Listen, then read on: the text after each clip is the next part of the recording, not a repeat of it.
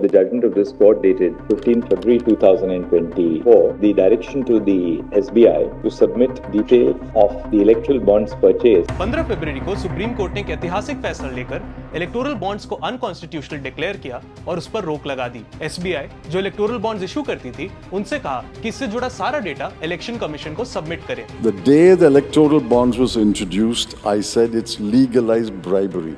It's legalizing bribery. SBI ने supreme court को ही कह दिया कि लंच ब्रेक के बाद आइए, 4 महीने लगेंगे डेटा मिला कर देने में। लेकिन सुप्रीम कोर्ट ने एसबीआई को फटकार लगाई और ये डेटा हमारे पास 24 घंटे में आ गया। After all the delays, all the legal tussles and all the political fights, the data is out.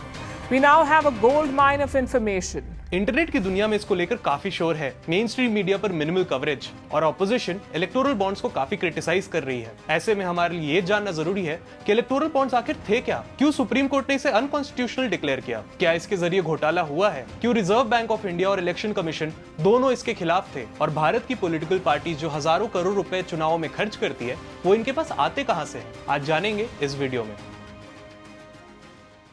2019 के लोकसभा चुनाव में पॉलिटिकल पार्टीज ने इतना पैसा खर्च किया कि वो दुनिया की सबसे महंगी इलेक्शन बन गई।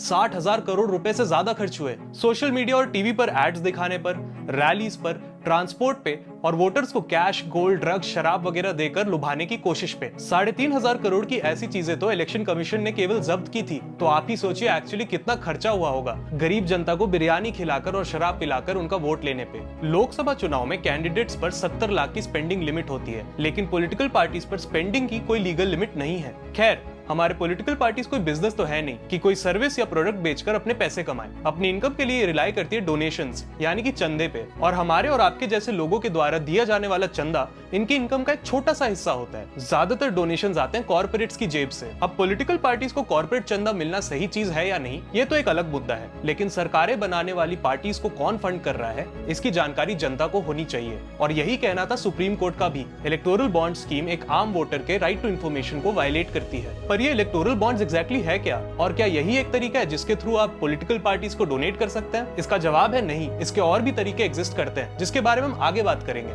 लेकिन पहले इलेक्टोरल बॉन्ड्स को डिटेल में समझते हैं। 2018 में 4 कानूनों को बदलकर लाई गई थी electoral bond scheme. Electoral bond basically एक फिजिकल पेपर था जो आप एसबीआई के किसी भी ऑथोराइज्ड ब्रांच से जाकर खरीद सकते थे। ये 1000, 10,000, 1 लाख, 10 लाख और 1 करोड़ के डिनोमिनेशंस में आपको मिलते थे। एक चेक में देने वाले का नाम होता है, लेकिन इलेक्टोरल बॉन्ड्स में किसी का नाम नहीं होता। ये बेसिकली एक करेंसी नोट की तरह है। नोट पर किसी का नाम नहीं होता, जिसके हाथ में नोट जनरली वो उसका ही होता है। तो ये पूरी तरह से अनोनिमस है। हर साल जनवरी, अप्रैल, जुलाई और अक्टूबर में 10 दिन के लिए परचेज के लिए अवेलेबल होते थे इलेक्टोरल बॉन्ड्स। और जिस साल लोकसभा चुनाव है उस साल 30 दिन और, यानी कि साल में कुल 70 दिन। हालांकि ये नंबर 70 से बढ़ाकर 85 कर दी गई थी 2022 में, जिस साल गुजरात और हिमाचल प्रदेश में विधानसभा चुनाव थे। और ये चुनाव से कुछ दिन पहले ही हुआ था जब दोनों ही स्टेट्स में मॉडल कोड ऑफ कंडक्ट लागू कर दी गई थी। इलेक्टोरल बॉन्ड की validity from the date of purchase सिर्फ 15 दिन की होती थी। अगर 15 दिनों तक इलेक्टोरल बॉन्ड को इनकैश नहीं कराया गया तो उसमें जो भी राशि होती थी वो पीएम के नेशनल रिलीफ फंड में चली जाती थी। ये बॉन्ड्स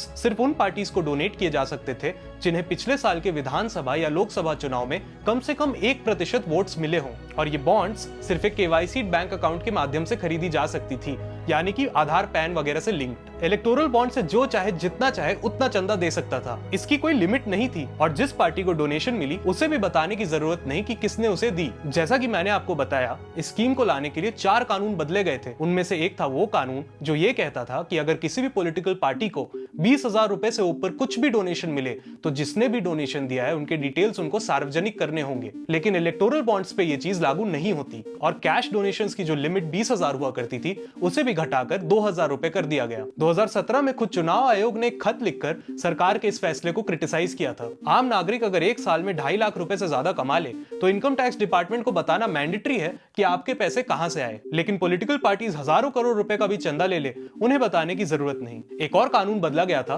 कंपनीज एक्ट। किसी भी कंपनी को पॉलिटिकल पार्टीज को डोनेट करने के लिए एटलीस्ट 3 साल पुराना होना जरूरी था, और कंपनी अपने रेवेन्यू के 10% से ज्यादा किसी भी पार्टी को डोनेट नहीं कर सकती थी। कंपनी को अपने प्रॉफिट लॉस अकाउंट में भी इसका ब्यौरा देना होता था। इन रूल्स को भी हटा दिया गया। अब कोई भी कंपनी अपने प्रॉफिट्स का 100% भी डोनेट कर सकती थी। 100% छोड़िए, जिन कंपनीज को लॉस हुआ है उन्होंने भी चंदा दिया है। न्यूज रिपोर्ट्स के मुताबिक रिलायंस से linked company quick supply chain ने अपने प्रॉफिट्स के 4 गुना तो इलेक्टोरल बॉन्ड्स खरीदे हैं। पिछले 4 साल का उनका प्रॉफिट 109 करोड़ और इलेक्टोरल बॉन्ड्स खरीदे हैं उन्होंने 410 करोड़ के। कोलकाता बेस्ड केवेंटर्स का प्रॉफिट 2020 में था सिर्फ 12 लाख रुपए, लेकिन उसी साल उन्होंने 2 महीने में 200 करोड़ का चंदा दिया इलेक्टोरल बॉन्ड्स के माध्यम से। कोलकाता की एक और कंपनी है जिन्होंने 24 करोड़ का चंदा दिया उस साल जिस साल उन्हें 75 करोड़ का सिर्फ लॉस हुआ था। उनके फाइनेंशियल स्टेटमेंट में आपको इलेक्टोरल बॉन्ड्स के नाम नहीं दिखेंगे, सिर्फ अदर एक्सपेंसेस दिखेंगे। और कंपनीज एक्ट में जिन नियमों को बदला गया उनके बदले जाने के भी खिलाफ था चुनाव आयोग। पहले भारत की political parties foreign owned company से डोनेशन नहीं ले सकती थी, इस नियम को भी बदल दिया गया। अब कंपनी चाहे चाइना की हो,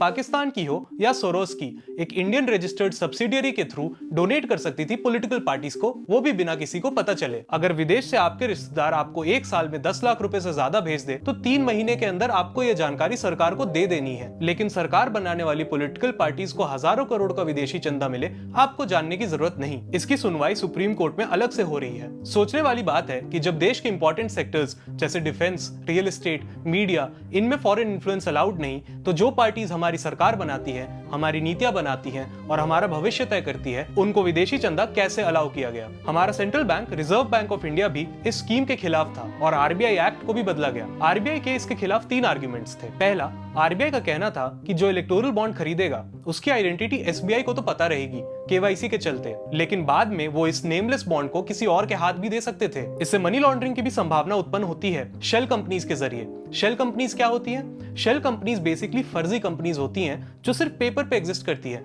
कोई बिजनेस वो एक्चुअली करती नहीं और उनका काम होता है पैसे को इधर से उधर करना। दूसरा, कि अगर सरकार चाहती है कि पॉलिटिकल पार्टीज को चंदा साफ टैक्स पेड पैसों से मिले तो उसके लिए चेक, डीडी, डिजिटल पेमेंट्स का ही इस्तेमाल किया जा सकता है, इलेक्टोरल बॉन्ड्स की जरूरत ही नहीं। और अगर इलेक्टोरल बॉन्ड्स इशू भी करनी है तो उन्हें डिजिटल फॉर्मेट में इशू किया जाए। फिजिकल इलेक्टोरल बॉन्ड्स की जरूरत ही क्या है, लेकिन डिजिटल इंडिया की पॉलिटिकल फंडिंग फिजिकल बना दी गई। तीसरा, कि अगर इलेक्टोरल बॉन्ड्स लाने भी हैं तो आरबीआई उसकी इशूइंग अथॉरिटी बने, क्योंकि इलेक्टोरल बॉन्ड्स आरबीआई द्वारा इशू की जाने वाली बैंक नोट्स की तरह है। इससे आरबीआई की अथॉरिटी पे असर पड़ेगा। जब आरबीआई एक्ट को बदल दिया गया तो आरबीआई के उस समय के गवर्नर उर्जित पटेल ने एक खत लिखा और उसमें कहा भले कानून बदल दिया गया हो, आरबीआई को ही इलेक्टोरल बॉन्ड्स का इशूइंग अथॉरिटी बनाया जाए। लेकिन 2018 में जब इलेक्टोरल बॉन्ड्स इशू होना शुरू हुए तो गवर्नमेंट ओन्ड बैंक एसबीआई को इसके लिए चुना गया। जिस तरह से इलेक्टोरल बॉन्ड्स को मनी बिल बनाकर पास किया गया था उसका भी काफी विरोध हुआ था। बात यह है कि मनी बिल्स आमतौर पर सिर्फ टैक्सेस, गवर्नमेंट रेवेन्यू और एक्सपेंडिचर से डील करती हैं। मनी बिल को सिर्फ लोकसभा में इंट्रोड्यूस किया जा सकता है और राज्यसभा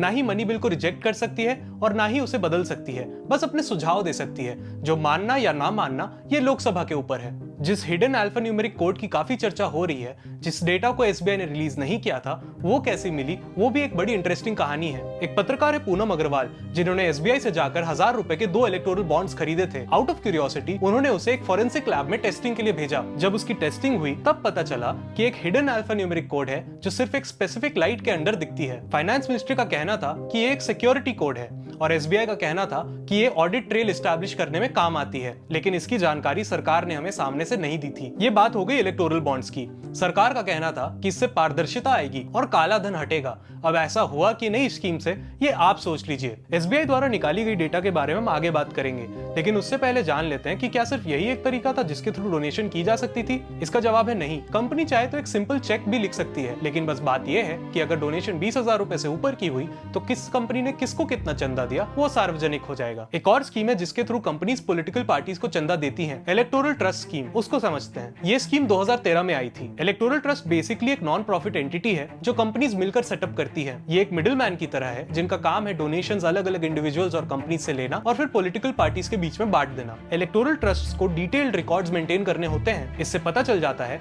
कि किस कंपनी ने कितना चंदा दिया और किस पार्टी को कितना चंदा मिला। और इनकम टैक्स डिपार्टमेंट को भी हर साल ऑडिट रिपोर्ट देनी होती है। तो एक तरह से ये एक ट्रांसपेरेंट सिस्टम है, लेकिन एक कैच है। इलेक्टोरल ट्रस्ट से ये पता चल जाता है कि ट्रस्ट को किसने पैसे दिए, ये भी पता चलता है कि किस पार्टी को कितना पैसा मिला। लेकिन अगर मल्टीपल डोनर्स हो और मल्टीपल बेनिफिशियरीज हो तो इंडिविजुअली इन डोनेशंस को लिंक करना थोड़ा मुश्किल हो जाता है। इसका एग्जांपल है प्रूडेंट इलेक्टोरल ट्रस्ट, जिसके डोनर्स में डीएलएफ हीरो मोटोकॉर्प और सीरम इंस्टीट्यूट जैसी कई बड़ी कंपनी शामिल हैं। कुछ इलेक्टोरल ट्रस्ट ऐसे होते हैं जहां सिर्फ एक डोनर होता है और मल्टीपल बेनिफिशियरीज, जैसे टाटा ग्रुप की प्रोग्रेसिव इलेक्टोरल ट्रस्ट। 2019 में लोकसभा चुनाव से पहले इस ट्रस्ट ने 356 करोड़ बीजेपी को, 55 करोड़ कांग्रेस को और भी पैसा अलग अलग पार्टीज को दिया था। कुछ ट्रस्ट ऐसे भी होते हैं जिसमें सिर्फ एक डोनर होता है और एक रिसीवर, जैसे आदित्य बिरला ग्रुप की एबी जनरल इलेक्टोरल ट्रस्ट, जिसने 2022-23 में 10 करोड़ बीजेपी को दिए थे। जब 2018 में इलेक्टोरल बॉन्ड स्कीम आई थी तो इलेक्टोरल ट्रस्ट स्कीम की प्रेफरेंस काफी घट गई और पॉलिटिकल फंडिंग भी काफी बढ़ गई और इसमें से ज्यादातर पैसा केंद्र की रूलिंग पार्टी को ही गया था। 10 साल में इलेक्टोरल ट्रस्ट के माध्यम से करीबन 2500 करोड़ रुपए डोनेट हुए हैं और सिर्फ 5 साल में इलेक्टोरल बॉन्ड्स के माध्यम से करीबन 16,500 करोड़ रुपए डोनेट किए गए, मतलब लगभग 7 गुना पैसा आधे टाइम में। और ये तब की बात है जब सुप्रीम कोर्ट ने इस पर रोक लगा दी, नहीं तो इस साल इलेक्टोरल बॉन्ड से और भी डोनेशंस होने थे। और इसी के साथ हम आते हैं एसबीआई द्वारा रिलीज की गई डेटा पर और समझते हैं कि लोगों के मन में क्या सवाल उठ रहे हैं। मार्च 2018 से स्टेट बैंक ऑफ इंडिया ने लगभग 16,500 करोड़ के इलेक्टोरल बॉन्ड्स बेचे हैं। मिंट की रिपोर्ट के अनुसार बीजेपी को लगभग 8200 करोड़ मिले, मतलब लगभग आधा, और कांग्रेस को 1950 करोड़। रीजनल पार्टीज में टॉप 3 पर आती है बंगाल की टीएमसी विद 1700 करोड़, तेलंगाना की भारत राष्ट्र समिति विद 1400 करोड़ और ओडिशा की BJD with nearly 1000 crore. CPIM जैसी लेफ्ट की पार्टीज ने इलेक्टोरल बॉन्ड स्कीम से पैसा लेने से इनकार कर दिया था। इनफैक्ट सुप्रीम कोर्ट में इलेक्टोरल बॉन्ड्स के खिलाफ जो केस चल रहा था उनमें से लड़ने वाली पार्टीज एक सीपीआईएम थी। इलेक्टोरल बॉन्ड से तो बीजेपी को सबसे ज्यादा पैसे मिले, लेकिन इलेक्टोरल ट्रस्ट के माध्यम से भी 2018 से 2022 के बीच बीजेपी को 1245 करोड़ और कांग्रेस को 135 करोड़ मिले। इंडिविजुअल डोनेशंस के थ्रू बीजेपी को 3,337 करोड़ और कांग्रेस को सिर्फ 535 करोड़ मिले। अगर आप इसका टोटल करें तो बीजेपी को कुल मिलाकर 12,800 करोड़ मिले हैं और कांग्रेस को 2,622 करोड़। आगे जो भी मैं बात करूंगा वो सिर्फ फैक्ट्स हैं, इनके बीच कोई लिंक है या नहीं ये तो जांच होने पर पता चलेगा और ये आपकी ओपिनियन के ऊपर है। एसबीआई द्वारा रिलीज डेटा को देखने के बाद 5 बड़े सवाल खड़े होते हैं। क्या सीबीआई, ईडी और इनकम टैक्स डिपार्टमेंट रेड्स के बाद इलेक्टोरल बॉन्ड से होने वाली डोनेशन का कोई लिंक है? 21 ऐसी कंपनीज है जिन्होंने रेड पड़ने के बाद इलेक्टोरल बॉन्ड्स खरीदकर चंदा दिया है। आप इन टेबल्स में देख सकते हैं, इनमें future gaming and retail, DLF, Vedanta, mega engineering and infra जैसी कंपनी शामिल है। ऐसी दवाई बनाने वाली कंपनी से चंदा दिया है जो दवाई की क्वालिटी की टेस्ट में फेल हो गई थी। क्या ये जनता को पता नहीं होना चाहिए? दूसरा सवाल, सुप्रीम कोर्ट ने कहा कि एनोनिमसली चंदा देने वालों को क्विड प्रो को के बेनिफिट्स मिलेंगे, यानी कि एक हाथ से लेना और एक हाथ से देना। क्या अनलिमिटेड एनोनिमस डोनेशंस अलाउ करके बड़े बड़े कॉन्ट्रैक्ट्स चंदा देने वाली कंपनीज को दिए गए? देवेंद्र फडणवीस की सरकार ने 2019 में टोरेंट ग्रुप की 285 करोड़ की प्रॉपर्टी टैक्स माफ कर दी थी।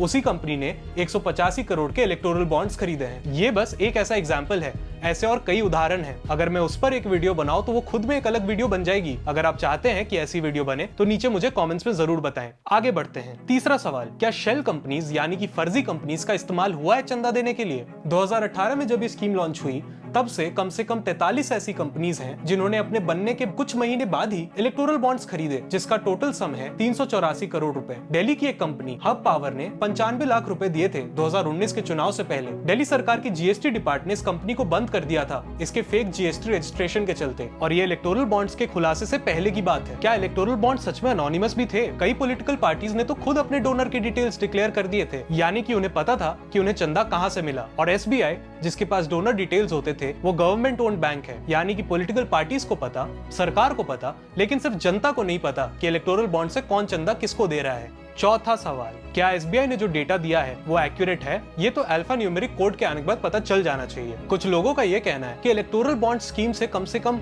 बैंकिंग चैनल से तो डोनेशन आ रहे थे, अब तो वापस सारा डोनेशन कैश में होने लगेगा। मैंने 60,000 करोड़ का इलेक्शन स्पेंड का एस्टिमेट आपको बताया था, उसमें से 50,000 करोड़ केवल पार्टीज ने खर्च किए थे, और इलेक्टोरल बॉन्ड से जो चंदा 5 साल में पार्टीज को गया है वो 16,500 करोड़ है। और 50,000 करोड़ रुपए का खर्चा जो मैंने आपको बताया वो सिर्फ एक लोकसभा चुनाव का है, बाकी जो विधानसभा में चुनाव होता है उसको तो आप छोड़ ही दीजिए। जिन बिजनेसेस में काला धन होता है वो पार्टीज को चंदा देती आई हैं और अनफॉर्चुनेटली आगे भी देती आएंगी। जिन्हें लीगली और पब्लिकली बैंकिंग चैनल के थ्रू डोनेशंस पॉलिटिकल पार्टीज को देने हैं, उनके पास ऑप्शंस अवेलेबल हैं। वो एक सिंपल चेक भी लिख सकते हैं या इलेक्टोरल ट्रस्ट के थ्रू भी डोनेट कर सकते हैं। हमारे देश के नेता जनता के लिए काम कर रहे हैं या सिर्फ बड़े बड़े कॉर्पोरेट्स के लिए, इसकी जानकारी आम जनता को होना जरूरी है। मैं बिजनेसेस या बड़े बिजनेसेस के खिलाफ नहीं हूँ, लेकिन देश में 16 लाख बिजनेसेस है और एक हेल्दी कॉम्पिटिटिव एनवायरनमेंट और लेवल प्लेइंग फील्ड होनी चाहिए ताकि सबका विकास हो और सबको बराबर के अवसर मिले। फाइनली क्या आपको लगता है डिजिटल इंडिया में पॉलिटिकल पार्टीज को कैश डोनेशन अलाउ भी होने चाहिए? अगर मैं कल 10 करोड़ कैश लेकर किसी पॉलिटिकल पार्टी के ऑफिस में पहुंच जाऊं तो वो तो ये भी कह सकती है कि ये तो हमें 2-2 हजार रुपए करके मिले थे, क्योंकि उन डोनर्स के डिटेल्स जिन्होंने 2,000 रुपए से कम डोनेट किया है ये पब्लिक करना जरूरी नहीं। ट्रांसपेरेंट इलेक्शन फंडिंग का एक्चुअल सोल्यूशन क्या है? IIM अहमदाबाद के रिटायर्ड प्रोफेसर और एसोसिएशन फॉर डेमोक्रेटिक रिफॉर्म्स के को-फाउंडर जगदीप चौकार का कहना है कि जब देश में डिमोनेटाइजेशन हुआ था तब देश को कहा गया था कि सारे ट्रांजैक्शंस डिजिटल होने चाहिए। तो यही चीज पॉलिटिकल पार्टीज पर लागू क्यों नहीं हो सकती? अपना पूरा देश एक डिजिटल और कैशलेस इकोनॉमी की तरफ बढ़ रहा है, तो एक ऐसा कानून बनाना चाहिए जहां पॉलिटिकल पार्टीज को सिर्फ डिजिटल डोनेशंस अलाउ किए जाए। लेकिन ऐसा करेगा कौन जब इस हमाम में सब नंगे हैं? इसी के साथ इस वीडियो को खत्म करते हैं। अगर आपने ये वीडियो यहाँ तक देखा तो आपका बहुत बहुत शुक्रिया। नीचे लाइक बटन जरूर दबाएं, कमेंट करें कि आपको ये वीडियो कैसा लगा और सब्सक्राइब करें ऐसी ही और वीडियोस के लिए। हम पॉलिटिक्स के साथ साथ हिस्ट्री और बिजनेस के भी इंटरेस्टिंग टॉपिक्स पर ऐसे और वीडियोस बनाएंगे। गुड बाय, अगली वीडियो में मिलते हैं।